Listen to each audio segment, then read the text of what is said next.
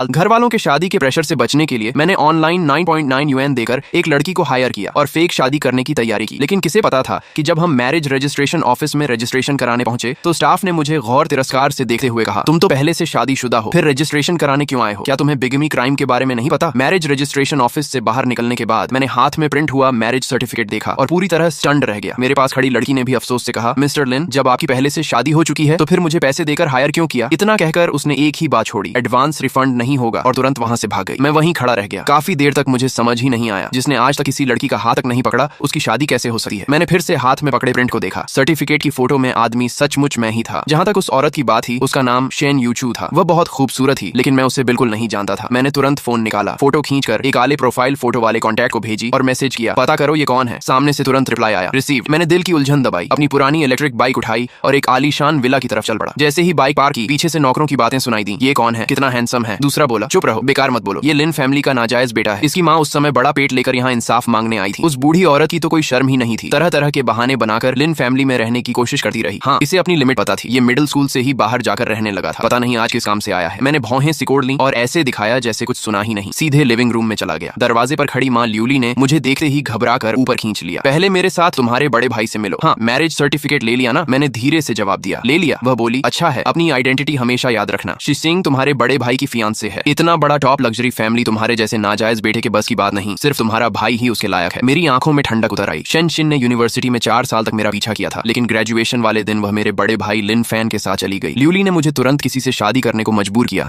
ताकि Shane Shin से मेरा रिश्ता हमेशा के लिए खत्म हो जाए। बचपन से लेकर आज तक जब भी मेरा और लिन फैन का कोई कॉन्फ्लिक्ट हुआ, उसने हमेशा मुझे बिना शर्त पीछे हटने को कहा। मैंने उसे ठंडी नजरों से देखा और कहा, तय हुआ था, ये आखिरी बार है। इस बार के बाद मैं तुम्हारा जन्म देने का एहसान चुका दूंगा। ल्यूली ने बेसब्री से कहा, ठीक है, पता है। हम लिन फान के कमरे में पहुंचे। उसने मुस्कुराकर कहा, तुम आ गए? मैं कुछ बोलता उससे पहले ल्यूली ने जवाब दे दिया, शाओ फान, लिंग यू ने आज शादी कर ली। लिन फान ने हैरानी जताते हुए कहा, सच? लड़की कैसी है? शेनशिंग से भी बेहतर। ल्यूली ने तुरंत हंसकर कहा, कैसे हो सकता है? पूरे हाईचेंग में मिस शेन से ऊंचे स्टेटस वाली लड़की मिलेगी ही नहीं। इसे कौन अच्छा फैमिली मिलेगा? कोई सड़क छाप आदमी होगा। लड़की को साथ लाने की भी हिम्मत नहीं हुई। डर था उसकी गरीब हालत तुम्हारी आंखों में चुभ जाएगी। लिन फान ने हल्की जलन के साथ कहा, ऐसा कैसे? लिंग यू इतना हैंडसम है, नहीं तो शेनशिन उसके पीछे 4 साल क्यों रहती? ल्यूली ने तिरस्कार से कहा, हैंडसम होने से क्या होता है? इसकी आइडेंटिटी ऐसी है कि पता नहीं कहाँ की कोई लड़की इससे शादी करने को तैयार हुई होगी। मिस सू भी इसे सिर्फ खिलौना समझकर कुछ दिन खेल लेगी। सिर्फ तुम हो, तुम्हारी आइडेंटिटी ही मिस सू के लायक है। फोटो वाली औरत का चेहरा और उसकी पर्सनैलिटी किसी सड़क छाप इंसान जैसी बिल्कुल नहीं लग रही थी, लेकिन मैंने बहस करना जरूरी नहीं समझा। तभी लिन फैन ने अपनी वॉच पहन ली और शूज पहनने लगा, लेकिन शर्ट ज्यादा टाइट होने की वजह से झुक नहीं पा रहा था। उसने मुस्कुराकर मेरी तरफ देखा। ल्यूली ने तुरंत मुझे धक्का दिया और बोली, निकम्मे, अभी तक अक्ल नहीं आई? तुम्हारा भाई झुक नहीं सका, जल्दी उसके शूज पहना दो। मैंने ठंडी आवाज में कहा, तुम खुद भी तो पहना सकती हो। ल्यूली गुस्से से चिल्लाई, ये कैसा एटीट्यूड है? क्या शादी कर लेने के बाद तुम्हारे पर निकल आए? आगे भी तुम्हें लिन फैमिली पर ही डिपेंड रहना पड़ेगा। अगर अभी से अपने भाई से अच्छे रिलेशन नहीं रखोगे तो एक दिन तुम और तुम्हारी पत्नी उसी के सामने मदद मांगते नजर आओगे। ऊपर से लिन फैमिली ने तुम्हें बड़ा किया है, इसलिए तुम्हें इस फैमिली के लिए बैल की तरह मेहनत करनी ही चाहिए। मैं जवाब देता। उससे पहले पिता लिन जेनन अचानक दरवाजे पर आ गए। उन्होंने गंभीर आवाज में कहा, अभी एक बहुत बड़े गेस्ट आने वाले हैं। तुम लोग यहाँ किस बात पर झगड़ रहे हो? ल्यूली तुरंत रोने लगी। सब इस नालायक की वजह से। आज मैरिज सर्टिफिकेट क्या मिल गया? अब मुझे अपनी माँ समझना ही छोड़ दिया। लिन जेनन ने मेरी तरफ देखा और पूछा, शादी कर ली? घर वालों से किसी अच्छी लड़की का रिश्ता क्यों नहीं करवाया? मैरिज सर्टिफिकेट है, मुझे दिखाओ। इस अजनबी पिता की अचानक दिखाई गई चिंता पर मैं कुछ पल रुका, फिर बैग से वह प्रिंट निकाला। अगले ही पल ल्यूली ने उसे झपट लिया और बोली, जरा मैं भी देखूं, इस सड़क छाप पत्नी का नाम आखिर है क्या? दूसरी तरफ लिन फान ने उत्सुकता से पूछा, पापा कौन आने वाला है जिससे आप इतने नर्वस हैं? लिन जन्नान को उस शख्स का ख्याल आते ही लगा जैसे उनका साधारण घर भी रोशनी से भर गया हो। फिर उन्होंने उत्साह से एक नाम लिया, शन यूचू। ये नाम सुनते ही मैं एक पल के लिए बिल्कुल जड़ हो गया। लिन जन्नन ने हमारे हैरान चेहरे देकर गर्व से समझाया, तुम लोग उसे नहीं जानते, ये नॉर्मल है, वह बहुत मिस्टीरियस है, यहाँ तक कि मैं भी उससे कभी नहीं मिला। वह शेन शिन की छोटी मौसी है। सिर्फ 28 साल की उम्र में ही शेन फैमिली की असली कंट्रोलर बन चुकी है। ल्यूली ने हैरानी से कहा, तो क्या वह मिस शेन से भी ज्यादा सूटेबल है? लिन जन्नान ने कहा, कंट्रोलर बनना किसी फैमिली की बड़ी पोती बनने से कहीं बड़ी बात है। फिर उन्होंने डांटे हुए कहा, क्या बकवास कर रही हो? मिस शेन की तो पहले ही शादी हो चुकी है। मैंने हल्के से आंखें सिकोड़ ली। शादीशुदा? अगर मैरिज सर्टिफिकेट पर मौजूद औरत सच में वही है तो इसका मतलब शेन यूचू को जरूर पता होगा कि ये सब कैसे हुआ। ल्यूली ने अफसोस से कहा, उसका पति कौन है? क्या वह शाओफन से भी ज्यादा केपेबल है? लिन जन्नान ने सोचते हुए कहा, पता नहीं, सुना है वह और उसका पति दोनों सोशल इवेंट्स पसंद नहीं करते, लेकिन आज वह खुद यहाँ कैसे आ गई ये समझ नहीं आता। ल्यूली ने पूरे विश्वास से कहा, जरूर शाओफन की एक्सेलेंस ने उनका ध्यान खींच लिया होगा। इतना कहकर उसने बिना देखे मैरिज सर्टिफिकेट का प्रिंट फिर से मेरे हाथ में ठूंस दिया और उत्साह से लिन फैन का हाथ पकड़ लिया। उसे देखकर ऐसा लग रहा था जैसे वह उसकी असली माँ से भी ज्यादा खुश हो। तभी बटलर ऊपर आया और बोला, शेन फैमिली पहुंचने वाली है। लिन जन्नन ये सुनते ही जल्दी से नीचे उतर गए। मेरे पास से गुजरते हुए कैजुअली बोले, तुम बहुत दिनों बाद घर आए हो, एक ग्लास वेडिंग वाइन पी कर जाना। मैंने सिर हिला दिया। मैं यहीं रुकना चाहता था क्योंकि मुझे देखना था कि शन यूचू आखिर है कौन। कमरे में ल्यूली लिन फैन को देख रही रही थी जो टॉप लग्जरी फैमिली की लड़की से शादी करने वाला था। उसकी आंखों में खुशी छिपाई नहीं छिप रही थी। 20 साल से भी ज्यादा पहले अगर लिन मैडम लीशिया सामने न आई होती तो लिन जेनन से शादी सिर्फ ल्यूली की होती। वह लीशिया से नफरत करती थी। उसी नफरत का बदला लेने के लिए दोनों के डिलीवरी वाले दिन हॉस्पिटल में उसने दोनों बच्चों की अदला बदली कर दी। आज उसका असली बेटा लिन फैन लिन फैमिली का यंग मास्टर बन चुका था, जबकि मैं जो असली यंग मास्टर था सबकी नजरों में नाजायज बेटा बन गया। नीचे आने के बाद मैं सीढ़ियों के पास अंधेरे कोने में खड़ा होकर दरवाजे की तरफ देखने लगा और शेन फैमिली का इंतजार करने लगा। कुछ देर बाद लिन मैडम लीशिया नौकरों के सहारे नीचे उतरी। उन्होंने बैंगनी चिपाओ पहन रखी थी। उनका शरीर बहुत कमजोर हो चुका था और पूरे व्यक्तित्व में एक शांत स्कॉलरली ग्रेस थी। नौकर ने धीरे से कहा, मैडम आपकी तबीयत ठीक नहीं है, आपको नीचे नहीं आना चाहिए था। वह खांसते हुए बोली, नहीं, शाओफेन के लिए आज का दिन बहुत इंपॉर्टेंट है, मैं इसे मिस नहीं कर सकती। मैंने उनकी पीठ की तरफ देखा और मेरी आंखों में कृतज्ञता भर आई। सोचने वाली बात है, पूरे लिन फैमिली में वही मेरे लिए एकमात्र गर्मजोशी थी। बचपन में ल्यूली मुझे अक्सर खाना नहीं देती थी। एक बार लिन मैडम ने यह देख लिया था। उसके बाद वह रोज गार्डन में मेरे लिए खाना रखती थी। पूरे 12 साल तक ऐसा चलता रहा। अगर उनकी दयालुता न होती तो शायद मैं बहुत पहले ही जिंदगी से हार मान चुका होता। उन्हें दूर जाते और उनकी लगातार आती खांसी सुनकर मैं चिंता से भौहें सिकोड़ बैठा। तभी बाहर हलचल हुई। शेन फैमिली आ चुकी थी। लिन जन्नान और लिन मैडम दोनों दरवाजे पर उनका स्वागत करने पहुंचे। थोड़ी देर फॉर्मल बातें हुई, फिर वे रास्ता छोड़कर एक तरफ हो गए और पूरी टीम अंदर आ गई। मेरी नजर सबसे पहले शेन यूचू पर पड़ी। असल में वह फोटो से भी ज्यादा खूबसूरत थी। उसका स्वभाव ठंडा, शांत और बेहद कमांडिंग था। शायद उसे महसूस हो गया कि मैं उसे देख रहा हूँ। उसने अचानक मेरी तरफ देखा। उसकी तेज नजरों ने मेरे दिल में हलचल पैदा कर दी। मैं उसकी आंखों में छिपा इमोशन पढ़ना चाहता था, लेकिन अगले ही पल उसने नजर हटा ली और दूसरी तरफ देखने लगी। मैं समझ नहीं पाया कि वह मुझे पहचानती है या नहीं। लिन जनान मुस्कुराकर बोले, मिस शेन, आपके पति नहीं आए। ये सुनते ही मुझे लगा कि शेन यूचू ने फिर एक बार मेरी तरफ देखा। उसने बस इतना कहा, उन्हें आना कन्वीनियंट नहीं था। इसके बाद सब लोग उन्हें घेरे हुए गेस्ट हॉल की तरफ चले गए। 4 साल तक मेरा पीछा करने वाली शेन शिन भी उनके साथ ही। उसने खूबसूरत ड्रेस पहन रखी थी। यूनिवर्सिटी के दिनों से अब वह कहीं ज्यादा मैच्योर लग रही थी। उसने मुझे नहीं देखा। वह बस ध्यान भटकाए हुए लिन फैन से बातें कर रही थी। मैं चुपचाप वहीं खड़ा था कि अचानक ल्यूली ने मेरा हाथ पकड़ लिया और धीमी आवाज में डांटा, लिन यू, तुम अभी तक यहीं क्या कर रहे हो? क्या शेन शिन से तुम्हारा मन अभी तक नहीं भरा? याद रखो, अब वह तुम्हारी भाभी है। मैंने उसका हाथ झटक दिया और हंसते हुए कहा, चिंता मत करो, मुझे थर्ड पर्सन बनने में कोई इंटरेस्ट नहीं है। मिस्टर लिन ने खुद मुझे रुकर वेडिंग वाइन पीने को कहा है। बोर्डिंग स्कूल जाने के बाद से ही मैं लिन जनन को हमेशा मिस्टर लिन कहकर बुलाता था। ल्यूली ने दांत भींचते हुए कहा, वह बस फॉर्मेलिटी निभा रहे थे और तुमने सच मान लिया। लगता है तुम्हें अपनी औकात का बिल्कुल अंदाजा नहीं है। आज जैसे मौके पर मैं भी लिन फैमिली की इज्जत खराब नहीं कर सकती और तुम जैसे नाजायज बेटे को लगता है कि बैंक्वेट में बैठने का हक है। अभी के अभी यहाँ से निकल जाओ। मैंने चिढ़कर भौहें सिकोड़ ली। मैं कुछ कहता उससे पहले मेरी नजर शेन यूचू पर पड़ी। वह बालकनी में फोन पर बात करने चली गई थी। मैंने ल्यूली की बात अनसुनी की और उसके पीछे चला गया। जैसे ही मैं उसके पास पहुंचा, उसने फोन काट दिया और बर्फ जैसी ठंडी नजरों से मेरी तरफ देखा। मैं एक पल को रुक गया। उसके खतरनाक लुक का सामना करते हुए मैंने हल्की मुस्कान के साथ कहा, वाइफ? शेन यूचू की नजर और भी ठंडी हो गई। मैं लगातार उसके चेहरे के रिएक्शन को देखता रहा, लेकिन उसने इस संबोधन पर कोई इमोशन नहीं दिखाया। वह मुड़ी और जाने लगी। मैंने जल्दी से आगे बढ़कर उसका रास्ता रोक लिया। तुम मुझे पहचानती नहीं? शेन यूचू ने ऊपर से नीचे तक देखते हुए कहा। रास्ता छोड़िए, क्या मुझे आपको पहचानना चाहिए मिस्टर? मैं शादीशुदा हूँ, प्लीज अपनी मर्यादा में रहिए। मैं पूरी तरह कंफ्यूज हो गया। साफ था कि वह मुझे नहीं पहचानती, लेकिन खुद को शादीशुदा भी कह रही थी। क्या मैरिज रजिस्ट्रेशन ऑफिस ने सचमुच गलत इंफॉर्मेशन दर्ज कर दी? मैंने पूछा, आपके पति कौन है? उसने फिर वही ठंडा जवाब दिया, इससे आपको कोई मतलब नहीं। मैंने तुरंत वह मैरिज सर्टिफिकेट का प्रिंट उसके सामने कर दिया और कहा, मिस शेन, इस सर्टिफिकेट में जो महिला है, क्या वह आप ही हैं? शेन यूचू की नजर पहले दूल्हे के नाम पर गई, फिर उसने तिरस्कार से कहा, मिस्टर लिन, एक फेक डॉक्यूमेंट बनवाने में ज्यादा पैसे नहीं लगे। अगर फेक बनाना ही था तो थोड़ा प्रोफेशनल तो बनते। इतना कहकर वह वापस हॉल नहीं गई। वह सीधे गार्डन पार करके पार्किंग की तरफ चली गई। मैं उसके पीछे भागा और सब समझाना चाहा, लेकिन 2 बॉडीगार्ड्स ने मुझे रोक लिया। मैंने उसकी जाती हुई पीठ की तरफ जोर से कहा, ये सर्टिफिकेट सच है। अगर यकीन नहीं है तो मैरिज रजिस्ट्रेशन ऑफिस में जाकर चेक कर लीजिए। शेन यूचू कार में बैठी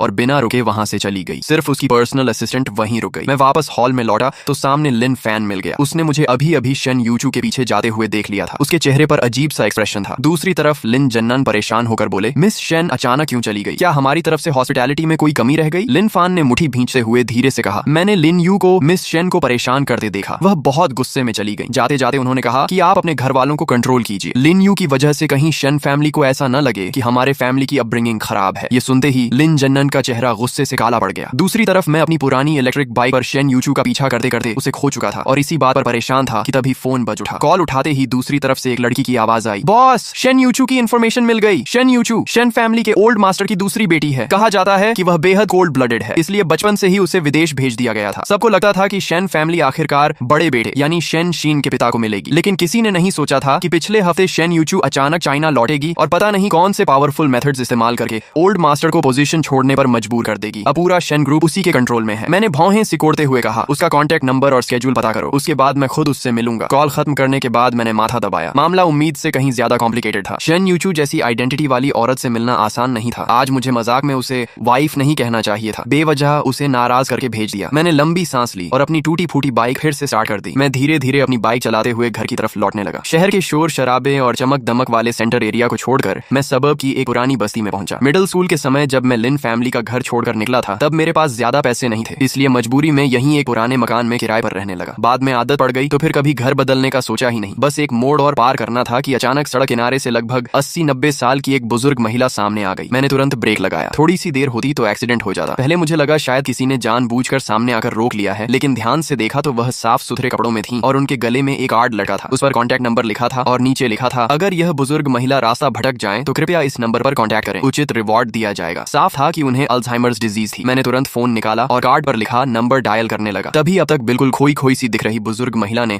अचानक मेरा हाथ कसकर पकड़ लिया। उनकी आंखों में चमक लौट आई और वह खुशी से बोली, दामाद, तुम मेरे दामाद हो। मैं बेबस होकर मुस्कुराया। 22 साल से सिंगल हूँ और आज एक ही दिन में दूसरी बार मेरी वाइफ निकल आई। मुझे हंसी आ गई। मैंने मजाक में पूछा, दादी आपकी नातिन कौन है, उसका नाम क्या है? उन्होंने कहा, अरे हाँ, उसका नाम शन क्या था, जो नाम अभी अभी उन्हें याद आया था अगले ही पल फिर भूल गई। वह परेशान होकर बार बार मुंह खोलती लेकिन वह नाम बोल ही नहीं पा रही थी। मैंने धीरे से कहा, दादी परेशान मत होइए, याद नहीं आ रहा तो कोई बात नहीं। उन्हें शांत कराने के बाद मैंने कार्ड पर लिखा नंबर मिला दिया। उसी समय ज्यादा दूर नहीं एक दूसरी सड़क पर शन यूचू अपनी बुलेट प्रूफ कार में बैठी थी। उसका चेहरा पहले से भी ज्यादा ठंडा और गंभीर था। उसके बगल में खड़ा उसका अधीनस्थ लियू छियांग डर के मारे सांस तक नहीं ले पा रहा था। उसने सिर झुकाकर कहा, मेरी गलती है, मैं ओल्ड मैडम का ठीक से ध्यान नहीं रख पाया, और वह खो गई। शन यूचू ने कोई जवाब नहीं दिया। उसके पूरे शरीर से ठंडी ऑरा निकल रही थी। ओल्ड मैडम ज्यादातर समय खोई खोई रहती थी। किसी ने नहीं सोचा था कि आज अचानक उनकी याददाश्त थोड़ी लौट आएगी। उन्होंने सबको बहाने से दूर भेजा और चुपचाप घर से निकल गई। सीसीटीवी चेक करने पर पता चला कि वह अकेले बस में बैठकर सबब तक आ गई थी, लेकिन यह इलाका पुराना था। यहाँ कई सड़कों पर कैमरा ही नहीं लगे थे, इसलिए लोगों को पूरे एरिया में सर्च करना पड़ रहा था। तभी शन यूचू का फोन बज उठा। उसने तुरंत कॉल उठाया। दूसरी तरफ से मेरी शांत आवाज आई, हेलो, आपके घर की बुजुर्ग महिला इस वक्त मेरे पास है। ये सुनते ही कार के अंदर का माहौल एकदम जम गया। सभी लोग तुरंत हरकत में आ गए। कोई पुलिस को कांटेक्ट करने लगा तो लियू छियांग कॉल सिग्नल ट्रैक करवाने लगा। शन यूचू ने ठंडी आवाज में पूछा, कितने पैसे चाहिए, अमाउंट बोलो। मैं हल्का सा हंसा और बोला, मजाक कर रहा था, बस इतना कहना था कि आगे से उनका थोड़ा अच्छे से ध्यान रखा कीजिए। फिर मैंने एड्रेस बताया और फोन काट दिया। करीब 5 मिनट बाद वे लोग उस जगह पहुंच गए, लेकिन तब तक मैं जा चुका था। वहां सिर्फ एक पुलिस ऑफिसर ओल्ड मैडम के साथ खड़ा था। शन यूचू ने पूछा, दादी आप यहाँ कैसे आ गई? ओल्ड मैडम ने रहस्यमय अंदाज में कहा, मैं अपने दामाद को ढूंढने आई थी, वह यहीं आसपास रहता है। शन यूचू ने धीरे से कहा, दादी मेरा कोई हस्बैंड नहीं है। ओल्ड मैडम ने तुरंत सिर हिलाया, नहीं, मैंने उसे देखा था, वह बड़ा ही नालायक निकला, मुझे पुलिस के हवाले करके चला गया। हाँ, अपना फोन दो जरा। शन यूचू ने बिना कुछ कहे अपना फोन उन्हें दे दिया। ओल्ड मैडम ने उसके कॉन्टैक्ट्स में अभी अभी आए मेरे नंबर को अपनी छोटी नोटबुक में लिख लिया और खुशी से बोली, अब आखिरकार मेरे दामाद का कॉन्टैक्ट मिल गया। अगले दिन सुबह मुझे यूनिवर्सिटी के प्रोफेसर वैन का फोन आया। मैं ऑफिस पहुंचा तो देखा लिन फैन और लियू ली पहले से वहां बैठे थे। मैं और लिन फैन दोनों हाइचिंग यूनिवर्सिटी में पढ़ते थे। वह हमेशा खुद को टॉप स्टूडेंट समझती थी। वहीं मैंने जानबूझकर सबसे कम पॉपुलर एनर्जी पावर मेजर चुना था ताकि मैं उसकी चमक को कम न कर दूं। लेकिन 2 साल पहले न्यू एनर्जी इंडस्ट्री अचानक बहुत पॉपुलर हो गई। लिन फैन ने तुरंत अपना मेजर बदल लिया और फिर से मेरी क्लासमेट बन गई। लिन फैन का यहाँ होना तो समझ में आता था, लेकिन लियू ली यहाँ क्यों थी? मैं यही सोच रहा था कि प्रोफेसर वेन ने गंभीर चेहरे के साथ कहा, लिन यू, तुम्हारा ग्रेजुएट रिकमेंडेशन क्वालिफिकेशन कैंसिल कर दिया गया है। तुम्हारी माँ ने कहा है कि तुम्हारा कैरेक्टर और फैमिली बैकग्राउंड दोनों ठीक नहीं है, इसलिए तुम इस क्वालिफिकेशन के योग्य नहीं हो। क्या तुम्हारे और तुम्हारी माँ के बीच कोई गलत फहमी है? जल्दी जाकर उनसे माफी मांग लो। तुम्हारा फ्यूचर बहुत ब्राइट है, सिर्फ ईगो की वजह से अपना करियर खराब मत करो। लिन फैन ने लंबी सांस लेकर कहा, प्रोफेसर वेन, लिन यू की माँ जो कर रही है उसके भले के लिए ही कर रही है। फिर वह मेरी तरफ मुड़ी और बोली, तुमने मिस शेन को नाराज कर दिया है। उन्होंने साफ कह दिया है कि वह तुम्हें हाइचिंग से गायब करवा देंगी। मैं कुछ देर तक समझ ही नहीं पाया कि वह किस मिस शेन की बात कर रही है। फिर समझ आया कि उसका मतलब शेन यूचू से है, लेकिन मैंने तो उससे सिर्फ 2-4 बातें ही की थी और कल जाते समय भी वह मुझे गुस्से में नहीं लगी थी, बल्कि साफ था कि लिन फैन हमेशा की तरह झूठ बोल रही थी। मैं यही सोच रहा था कि लिन फैन मेरे सामने आकर खड़ी हो गई। उसने एक एयर टिकट मेरी तरफ बढ़ाते हुए कहा, ये पापा ने तुम्हारे लिए खरीदी है। वह चाहते हैं कि तुम कुछ समय के लिए विदेश चले जाओ और मामला शांत होने तक वहीं रहो, नहीं तो लिन फैमिली भी तुम्हें नहीं बचा पाएगी। मेरी आंखों में तिरस्कार की हल्की झलक आई। असल में उन्हें डर था कि कहीं मेरी वजह से लिन फैमिली मुसीबत में न फंस जाए। मुझे टिकट लेते न देकर लिन फैन ने एक बैंक कार्ड भी निकाला और कहा, क्या तुम्हें डर है कि विदेश जाकर तुम्हारा खर्च कैसे चलेगा? इसमें 50,000 युएन है, ये मेरी पर्सनल पॉकेट मनी है, तुम फिलहाल इससे काम चला लो, बाद में मुझे फिर पॉकेट मनी मिलेगी तो और दे दूंगी। मैं मन ही मन हंस पड़ा। लिन फैमिली के यंग मास्टर के पास सिर्फ 50,000 युएन ही बचे थे। तभी ल्यूली ने झटके से बैंक कार्ड उसके हाथ से छीन लिया। लिन फैन, तुम क्या कर रही हो? लिन फैमिली ने इसे एक एयर टिकट दिला दी, यही बहुत बड़ा एहसान है। फिर उसने मेरी तरफ घूरते हुए आदेश दिया, लिन यू, अभी इसी वक्त अपना सामान पैक करो और विदेश निकल जाओ। तुम्हारे लिए यूनिवर्सिटी से विथड्रॉवल प्रोसेस भी मैं पहले ही पूरा कर चुकी हूँ। मैंने ठंडी नजरों से उसे देखा और कहा, मेरी जिंदगी का फैसला करने वाली तुम कौन होती हो? उसने बिना झिझक जवाब दिया, क्योंकि मैं तुम्हारी माँ हूँ और वैसे भी तुम्हारे जैसे रिजल्ट के साथ ग्रेजुएशन करना भी मुश्किल है। इससे अच्छा है जल्दी बाहर निकलो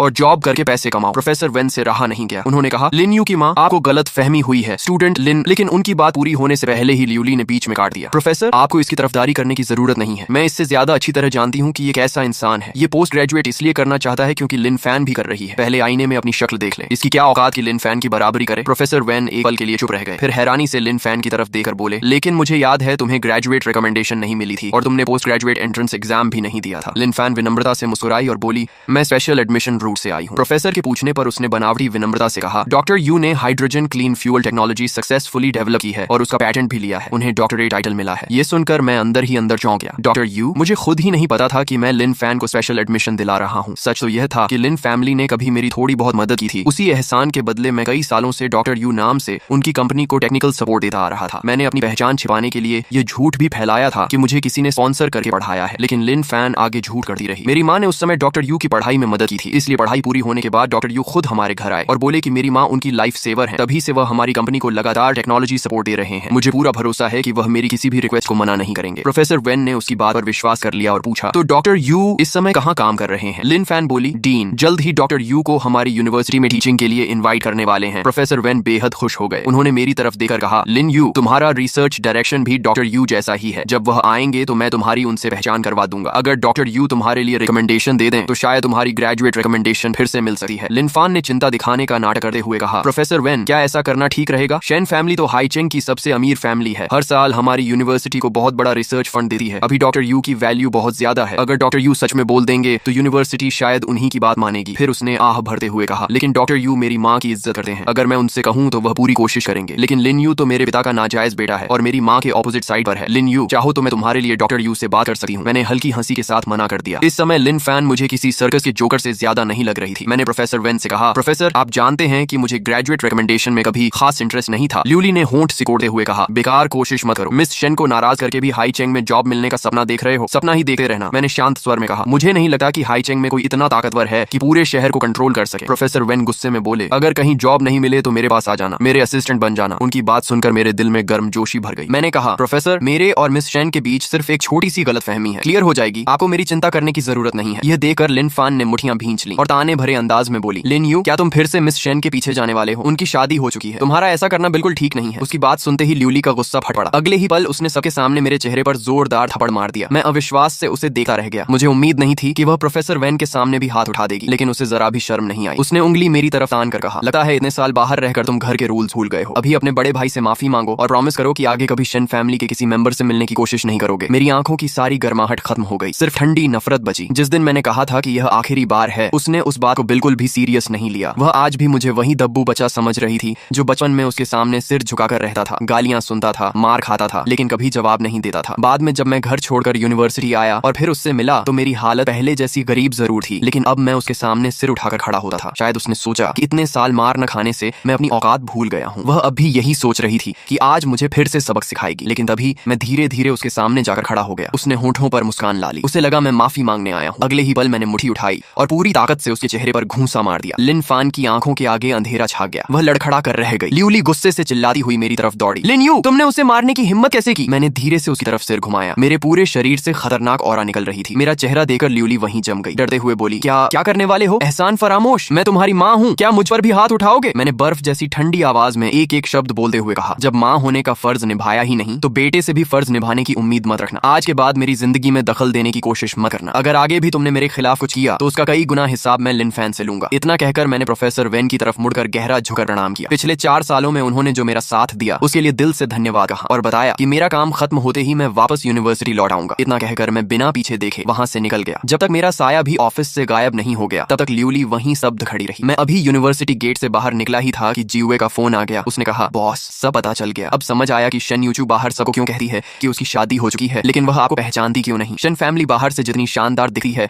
अंदर उतनी ही भयानक पावर स्ट्रगल चल रही है। ओल्ड मास्टर हमेशा बड़े बेटे के फैमिली का पक्ष लेते थे और पूरी प्रॉपर्टी उसी ब्रांच को देना चाहते थे। सबसे छोटी बेटी होने की वजह से शन यूचू को हमेशा दबाकर रखा गया। कुछ साल पहले ओल्ड मास्टर ने उसकी शादी कुछ बिल्कुल बेकार लोगों से कराने की कोशिश की थी ताकि पॉलिटिकल मैरिज हो सके। उस समय फैमिली में बहुत बड़ा विवाद हुआ। आखिर में शन यूचू ने कह दिया कि वह पहले ही एक साधारण फैमिली के लड़के से मैरिज रजिस्ट्रेशन करा चुकी है। तभी जाकर मामला शांत हुआ। सबसे दिलचस्प बात उसके उस हस्बैंड को लेकर है। वह आज तक कभी पब्लिक में दिखाई नहीं दिया। उसने कभी शन फैमिली के किसी बैंक्वेट में भी हिस्सा नहीं लिया। इन सब बातों को जोड़कर सिर्फ एक ही कंक्लूजन निकलता है, वो ये कि जीवे जानबूझकर सस्पेंस बनाने के लिए रुक गई। लेकिन उसके बोलने से पहले ही मुझे सब समझ आ गया। मैंने बीच में ही पूछा, उसका स्केड्यूल और कॉन्टैक्ट नंबर मिला? जीवे थोड़ा असहज होकर बोली, आने वाले कुछ दिनों का स्केड्यूल मैं अभी भेजती हूँ, लेकिन उसका प्राइवेट नंबर नहीं मिल पाया। मैंने शांत होकर कहा, कोई बात नहीं, मैं खुद जाकर उसका रास्ता रोकूंगा। शेन यूचू जैसी पहचान वाले इंसान का प्राइवेट नंबर सीक्रेट होना बिल्कुल नॉर्मल था। जीवे तुरंत गॉसिप मोड में आ गई। उसके चारों तरफ हमेशा बॉडीगार्ड्स रहते हैं, उसके पास पहुंचना आसान नहीं होगा। बॉस, आप सॉफ्ट तरीका अपनाएंगे या फिर हार्ड मेथड? मेरे होंठों पर हल्की मुस्कान आ गई। कुछ देर बाद मैं शेन ग्रू के मुख्य गेट पर खड़ा था। मैंने अपने कुरियर डिलीवरी यूनिफॉर्म को ठीक किया, हाथ में एक पार्सल बॉक्स उठाया और रिसेप्शन पर जाकर कहा, मिस शेन के नाम पार्सल है, उन्हें खुद साइन करना होगा। रिसेप्शनिस्ट ने सेक्रेटरी ऑफिस में कॉल करके कंफर्म किया, तब जाकर मुझे ऊपर जाने की परमिशन मिली। मैं एक्सक्लूसिव एलिवेटर से सीधे 18 सीपी मंजिल पर पहुंचा। एलिवेटर का दरवाजा खुलते ही सामने का नजारा देखकर मैं भी एक पल को रुक गया। पूरा सेक्रेटरी डिपार्टमेंट, जिसमें 100 से भी ज्यादा लोग थे, सिर्फ शेन यूचू की सर्विस के लिए काम कर रहा था। मैं मुझे लेने आई सेक्रेटरी के पीछे पीछे चलता हुआ प्रेसिडेंट ऑफिस तक पहुंच गया। उसने दरवाजा नॉक किया। अंदर से एक मधुर आवाज आई, कम इन। मैं सोच ही रहा था कि अब आखिरकार शेन यूचू से मुलाकात हो जाएगी, तभी अचानक एक आदमी मेरे सामने आकर खड़ा हो गया। रुको, ये लियू छियांग था। उसने मुझे ऊपर से नीचे तक देखा और भौहें चढ़ाकर कहा, मिस्टर लिन, तुम यहाँ कैसे? उसका चेहरा तुरंत बिगड़ गया। उसे कल की घटना अच्छी तरह याद थी, जब मैं लिन फैमिली में शेन यूचू से मिलने की कोशिश कर रहा था। कल शेन यूचू ने मुझे इग्नोर कर दिया था, लेकिन आज मैं कुरियर बनकर सीधे कंपनी तक पहुंच गया था। उसकी नजर में मैं हद पार कर चुका था। उसने तुरंत 2 बॉडीगार्ड्स को बुलाया और गुस्से से कहा, ये क्या हो रहा है? आइडेंटिटी वेरीफाई किए बिना किसी को भी टॉप फ्लोर तक आने दिया जा रहा है। इसे अभी इसी वक्त बाहर निकालो। मेरा चेहरा बिल्कुल शांत रहा। मैंने पूछा, इसका क्या मतलब है? क्या शेन ग्रुप हमारे जैसे कुरियर वर्कर्स की इज्जत नहीं करता? लियू छियांग तिरस्कार से हंस पड़ा, उल्टा हमें ही दोष दे रहे हो। हम हर प्रोफेशन की रिस्पेक्ट करते हैं, लेकिन सवाल ये है, क्या तुम सच में कुरियर हो? तुम्हारे पास कुरियर एम्प्लॉई आईडी है? लियू छियांग की बात खत्म होते ही मैंने अपनी एम्प्लॉई आईडी उसके सामने कर दी। उसका चेहरा एक पल को जम गया। उसने शक भरी नजरों से पूछा, कहीं ये आईडी आज ही रजिस्टर तो नहीं करवाई? मैंने कार्ड खोलकर उसके सामने कर दिया। उस पर साफ लिखा था कि रजिस्ट्रेशन डेट 8 साल पुरानी थी। लियू छियांग हैरानी से बोला, 8 साल पहले? तुम सच में कुरियर हो? मैंने आलस भरे अंदाज में कहा, पढ़ाई के साथ पार्ट टाइम जॉब करना कोई गुनाह है क्या? फिर मैंने ऑफिस के अंदर की तरफ देखते हुए कहा, मिस शेन, अब क्या आप मेरे काम में कोऑपरेशन करेंगी? अंदर से शेन यूचू की मधुर आवाज आई, उसे अंदर आने दो। मैंने जाते जाते लियू छियांग की तरफ चुनौती भरी नजर डाली। वह गुस्से से फटने ही वाला था, लेकिन मैं उसे पार करके सीधे अंदर चला गया। शेन यूचू का ऑफिस बिल्कुल मिनिमल स्टाइल में बना था। पूरे कमरे में ठंडा और सादा माहौल था, जैसे वहाँ किसी भी तरह की गर्माहट की जगह ही न हो। वह अपने सामने रखी फाइल्स पर साइन कर रही थी। सारे डॉक्यूमेंट्स खत्म करने के बाद उसने सिर उठाया। उसकी चमकती आंखों में कोई इमोशन दिखाई नहीं दे रहा था। मैंने कुरियर स्लिप उसकी तरफ बढ़ाते हुए कहा, मिस शेन, यहाँ साइन कर दीजिए। उसने एक पल मेरी तरफ देखा, फिर पेन उठाकर साइन करने लगी। तभी मैंने अचानक कहा, मिस शेन, सच तो ये है कि आपकी शादी कभी हुई ही नहीं, है ना? उसकी पेन एकदम रुक गई। उसने धीरे से सिर उठाया और बर्फ जैसी ठंडी नजरें सीधे मुझ पर टिक गई। अब मुझे पूरा यकीन हो गया कि मेरा अंदाजा सही था। मैरिज रजिस्ट्रेशन ऑफिस में रजिस्ट्रेशन करते समय सारी पर्सनल इन्फॉर्मेशन खुद भरनी पड़ती है,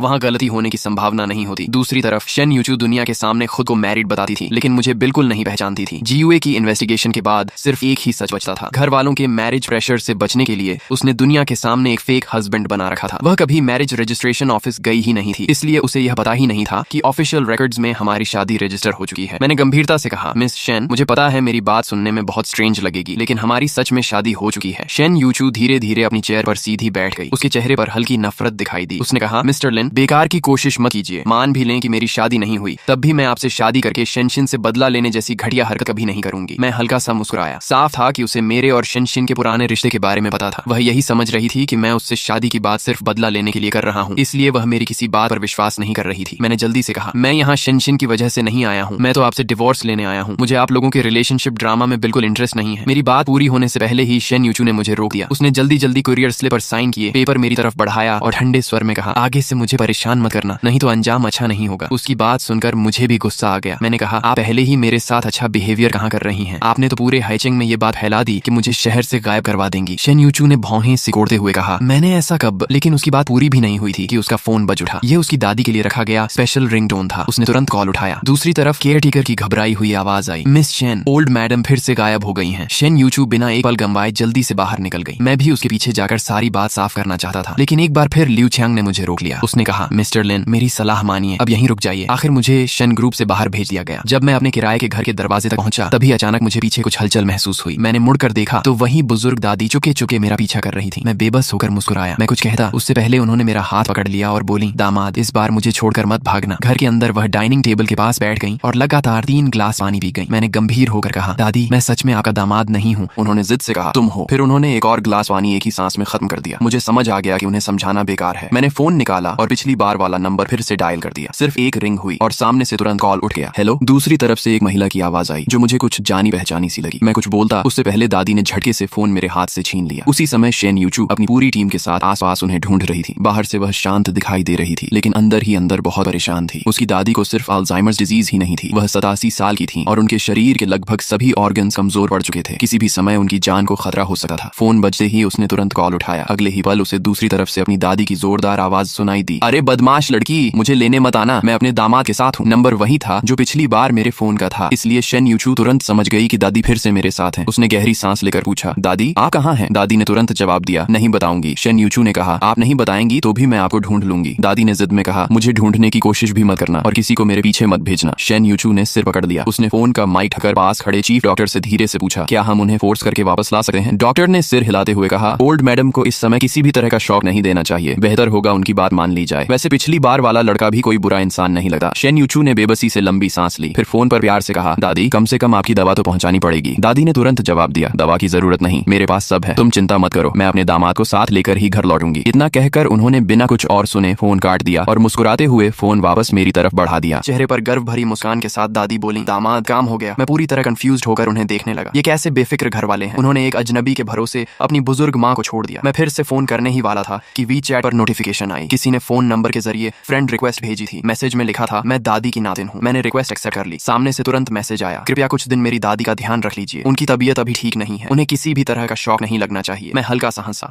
और फोन पर ठंडे अंदाज में रिप्लाई टाइप करने लगा, कन्वीनियंट नहीं है, ये कोई चैरिटी होम नहीं है। लेकिन मैसेज पूरा भी नहीं लिखा था कि किचन से आवाज आई। मैं जल्दी से वहां गया तो देखा दादी अंडा उबाल रही थी। मैंने सहज होकर कहा, अगर भूख लगी है तो सिर्फ उबला अंडा खाना ठीक नहीं। दादी के झुर्रियों भरे चेहरे पर ममता भरी मुस्कान आ गई। उन्होंने कहा, दामाद ये खाने के लिए नहीं है। चेहरे पर अंडा लगाने से सूजन उतर जाती है। मैं एक पल के लिए चुप रह गया। शायद मुझे खुद भी एहसास नहीं था कि आज अपनी सगी माँ से थप्पड़ खाने के बाद मैं ऊपर से चाहे जितना सामान्य दिख रहा था, लेकिन अंदर से पूरी तरह ठंडा पड़ चुका था। ऐसा लग रहा था जैसे मैं इस दुनिया से कट गया हूँ। लेकिन दादी की इस छोटी सी बात ने मेरे भीतर की सारी ठंडक धीरे धीरे पिघला दी। मेरी आंखों में भी फिर से गर्माहट लौट आई। तभी मैंने दोबारा फोन की तरफ देखा। चैट विंडो में अचानक ऑरेंज कलर का ट्रांसफर मैसेज दिखाई दिया। पूरे 3 लाख यूएन ट्रांसफर किए गए थे और नोट में लिखा था, यह 1 हफ्ते का खर्च है, कम पड़े तो बता देना। मैंने अपने पहले वाले रिप्लाई को डिलीट किया और नया मैसेज टाइप किया, ठीक है। मैं खुद भी नहीं समझ पा रहा था कि मैं अचानक इतना हेल्प क्यों कर रहा हूँ। फिर मन ही मन सोचा, शायद इसलिए क्योंकि सामने वाले ने बहुत ज्यादा पैसे भेज दिए। उसी समय लिन फैमिली में लिन फैन का गाल बुरी तरह सूज चुका था। मेरे घूंसे का निशान साफ दिखाई दे रहा था। ल्यूली सिर झुकाए गुस्से में बोली, लिन यू, वो छोटा जानवर जरूर तुमसे जलता है क्योंकि तुम मिस शेन से शादी करने वाले हो। तुम्हारे पापा वापस आएंगे तो मैं उनसे कहूंगी कि उसे अच्छी तरह सबक सिखाएं। तभी लीशिया अपनी खराब तबीयत के बावजूद ऊपर से नीचे आई। उनकी आवाज कमजोर थी लेकिन लहजा दृढ़ था। उन्होंने कहा, लिन यू ऐसा लड़का नहीं है, जरूर पहले तुम लोगों ने ही कुछ किया होगा जिससे वह गुस्सा हुआ। लिन फैन ने मन मारकर टॉपिक बदल दिया और पूछा, क्या आप डॉक्टर यू को हाइचेंग यूनिवर्सिटी में मेंटोर बनने के लिए इनवाइट कर सकती हैं? लिन मैडम ने तुरंत मना कर दिया। लिन फैन, किसी पर किए हुए एहसान का फायदा नहीं उठाना चाहिए। वैसे भी डॉक्टर यू इतने सालों से हमारी कंपनी की जितनी मदद कर चुके हैं उससे कहीं ज्यादा वापस चुका चुके हैं। लिन फैन को जैसे पहले से इसकी उम्मीद थी। उसने मुस्कुराकर कहा, हाइचेंग यूनिवर्सिटी यहाँ की सबसे अच्छी यूनिवर्सिटी है। शायद डॉक्टर यू खुद भी वहाँ जाना चाहते हो। अगर हम उन्हें यूनिवर्सिटी से जोड़ दें तो यह भी उनके इतने सालों की मदद का छोटा सा रिटर्न होगा। लिन मैडम को उसकी बात सही लगी। उन्होंने वी चैट खोला और डॉक्टर यू को मैसेज भेजा, शाओ यू, समय मिले तो कभी घर आ जाना। ये मैसेज देखते ही मेरा दिल जोर से धड़कने लगा। लिन मैडम अचानक मुझसे मिलना क्यों चाहती थी? कहीं उनकी तबीयत तो ज्यादा खराब नहीं हो गई? उनकी लगातार आती खांसी याद आते ही मैं घबरा गया और तुरंत बाहर निकलने लगा। मैंने जल्दी से रिप्लाई किया, मेरे पास समय है, मैं अभी आ जाता हूँ। लेकिन जैसे ही मैं निकलने वाला था उनका अगला मैसेज आ गया, अभी नहीं, शनिवार को तुम्हें ऑफिस नहीं जाना, बस तुम्हें खाना खिलाना चाहती हूँ। तब जाकर मुझे एहसास हुआ कि मैं चिंता में जरूरत से ज्यादा घबरा गया था। 10 साल पहले लिन फैमिली से निकाले जाने का दृश्य याद आया तो मेरे होंठों पर कड़वी मुस्कान आ गई। इतने साल बीत गए, अब शायद मिलने का समय आ ही गया था। मैंने रिप्लाई किया, डिनर तो मुझे आपको खिलाना चाहिए, शनिवार शाम 6 बजे मिलते हैं। साथ ही मैंने रेस्टोरेंट की लोकेशन भी भेज दी। लिन मैडम के साथ चैट बंद करने के बाद देखा कि शेन यूचू के कई मैसेजेस आए हुए थे। उनमें सिर्फ दादी का ध्यान रखने की इंस्ट्रक्शंस थी। ये देखकर मैं चुपके से दादी के पास गया और उनका एक छोटा सा वीडियो बनाकर शेन यूचू को भेज दिया। दूसरी तरफ सड़क किनारे 2 लो प्रोफाइल लग्जरी वैन्स खड़ी थी। शेन यूचू उनमें से एक में सोफा पर बैठकर लैपटॉप पर ऑफिस वर्क कर रही थी। तभी वी चैट नोटिफिकेशन आई। उसने फोन उठाकर वीडियो देखा। पहली बार उसके हमेशा बर्फ जैसे शांत चेहरे पर हल्की सी हैरानी दिखाई दी। फैमिली डॉक्टर ने तुरंत पूछा, क्या ओल्ड मैडम को कुछ हो गया? शेन यूचू ने बिना कुछ कहे वीडियो उन्हें दिखा दिया। उसमें दादी फूलों वाली बेडशीट पर गहरी नींद में सो रही थी। अभी रात के सिर्फ 9 बजे थे, जबकि सामान्य दिनों में अगर वह रात 1 बजे से पहले सो जाती तो वही बड़ी बात होती थी। फैमिली डॉक्टर अवाक रह गया। उसने कहा, ओल्ड मैडम इस लड़के के साथ सचमुच अलग तरह का व्यवहार करती है। अगर यह हमेशा इनके साथ रहे